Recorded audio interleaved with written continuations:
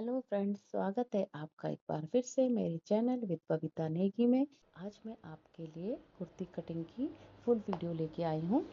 इसकी जो रील थी वो मैंने 2 दिन पहले ही डाली थी। कुछ कारण से मैं इसका पूरा वीडियो नहीं डाल पाई थी। तो देखिए, आज मैं आपको बताती हूँ। मैंने ये कपड़ा लिया है, 1.5 मीटर से ऊपर है ये कपड़ा। इसको मैंने लंबाई में एक बार फोल्ड किया, उसके बाद चौड़ाई में फिर एक बार फोल्ड किया, तो इसमें 4 भागों में मिलेंगे। ठीक है, तो इस तरीके से हमें चौड़ाई हमें इस तरीके से लेनी है। आपका हिप्स का 1/4 प्लस 2 इंच। ठीक है, अगर आपकी हिप्स 10 पे आ रही है तो 2 इंच प्लस करेंगे 12, और 12 इंच पे हमको फिर कपड़े की चौड़ाई फोल्ड करनी है। हम पूरा कपड़ा फोल्ड नहीं करेंगे, इससे क्या होगा, आपकी बाजू वगैरह निकालने में आपको परेशानी होगी। इसके बाद हमने क्या किया है, कपड़े पे सबसे पहले तीरा लिया है। कंधा हमारा था 14 इंच, 14 का आधा हमने 7 इंच लिया है। ठीक है, वहाँ से हम फिर 1 इंच नीचे आएंगे।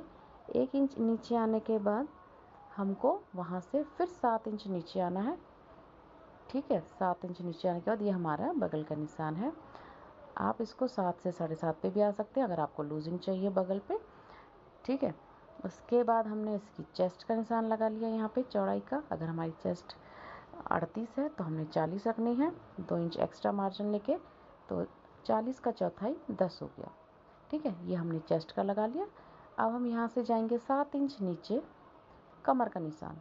कमर का निशान हम क्या करते हैं, वही अगर हमारी चेस्ट हमने 10 लगाई है तो कमर हम 9.5 या 9 पे लगाएंगे, क्योंकि कुर्तियों पे इतनी ज़्यादा फिटिंग नहीं दी जाती।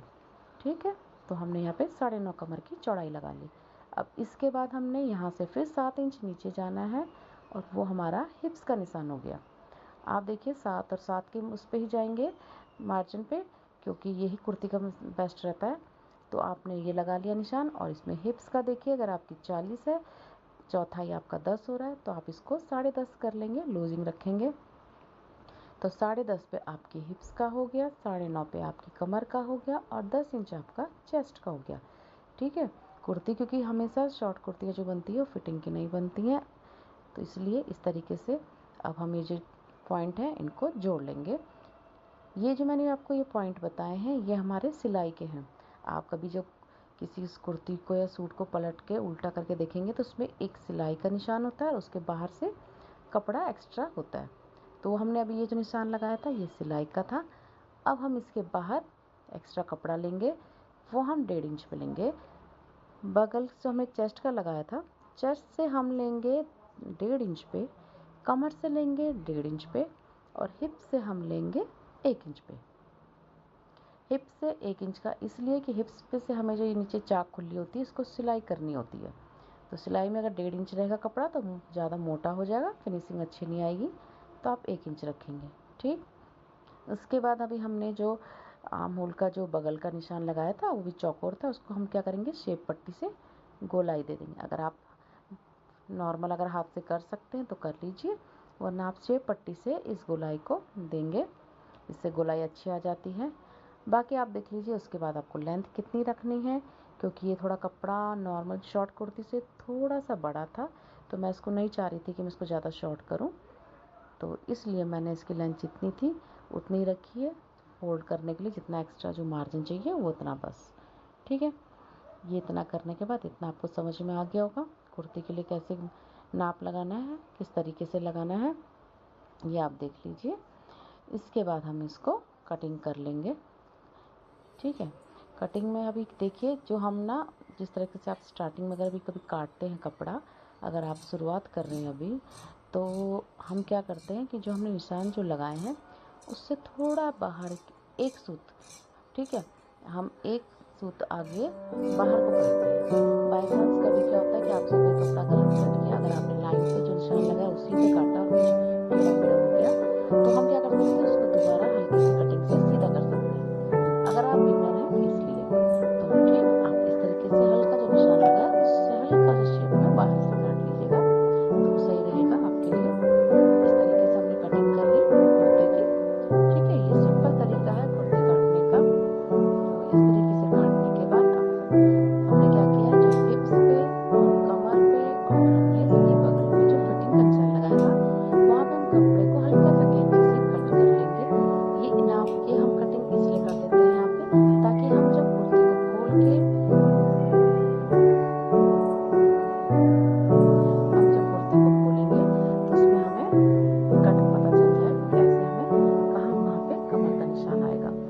का निशान आएगा।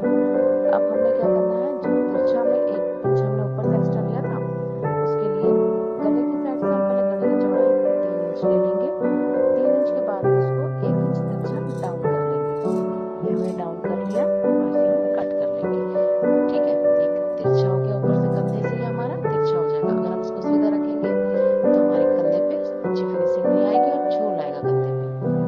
अब हमें क्या करना है, इसके बाद हमें चाहिए कि हमें पीछे की जो हमारा भाग है कुर्ती का, वो हमारा नॉर्मल जितना कटा है उतना ही रहेगा, और हमें आगे वाले भाग पे अपने बगल की जो कटिंग है वो और करनी है थोड़ी सी, क्योंकि हमारे शरीर में देखना आप कंधे का पीछे का भाग ज़्यादा होता है कंधे, और आगे की साइड हमारे कंधे कम होते हैं। ठीक है, अगर आप पीछे कम काटेंगे तो आपको खिंचाव पड़ेगा, आगे ज़्यादा रख लेंगे तो ढीला रहेगा, है ना, चुन्नटें पड़ेंगी इस पर। तो इसलिए हमने इसको जो 7 इंच का निशान लगाया था हमने वहीं से आधा इंच अंदर की ओर लगा के, और उसके बाद जो ये 7 इंच था इसको आधा करके 3.5 पे भी हम एक निशान लगाएंगे। इसको हम अंदर की साइड को फिर से आधा इंच पे या पौना इंच पे निशान लगा के, और इसको हम फिर कंधे से वो 3.5 इंच वाला निशान, उसके बाद पूरा जो आधा इंच का लगाया था वो मिलाते हुए इसको हम एक और शेप दे देंगे, और फिर इसको हम कटिंग कर लेंगे। तो ये क्या हो गया, हमारा फ्रंट का हो गया, और जो हमने अंदर फोल्ड करके रखा वो बैक का हो गया। इस तरीके से इससे हमें पता चल जाएगा कि हम सूट से लेंगे कि हमारा फ्रंट का कौन सा है और बैक का कौन सा है, तो उसमें हमें इजी रहेगा।